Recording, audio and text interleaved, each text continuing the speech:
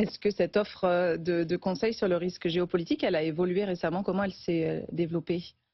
Nous avons fait un travail à l'IFRI sur ce sujet qui s'intéresse à la doxa produite pour les entreprises en nous concentrant sur les travaux des cabinets de conseil en stratégie et puis les cabinets d'audit, hein, les Big Four. Et donc nous avons eu de manière très systématique leur production en la matière. C'est un des éléments de cette offre. Il y a d'autres offres qui viennent des banques, qui peuvent venir aussi de boutiques, entre guillemets, spécialisées en risque géopolitique. Tout cela produit une doxa qui est intéressante parce qu'elle traduit un état d'esprit, à un moment donné, pour le monde corporate, c'est-à-dire la vision de ce qu'on pourrait appeler le monde corporate au sens le plus large, la vision du monde que ce monde partage.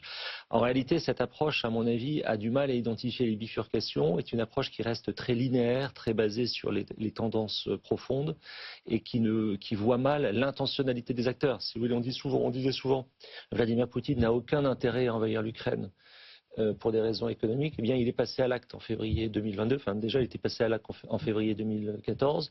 On dit aujourd'hui Donald Trump n'a aucun intérêt à imposer des droits de douane et pourtant il passe à l'acte. Et je pourrais multiplier les exemples. Et je pense que c'est ça la grande difficulté, c'est que les entreprises désormais doivent comprendre que là où elles se pensaient être, je dirais un peu l'alpha et l'oméga de la mondialisation, elles se retrouvent désormais dans des situations de subordination par rapport à des décisions politiques ou stratégiques.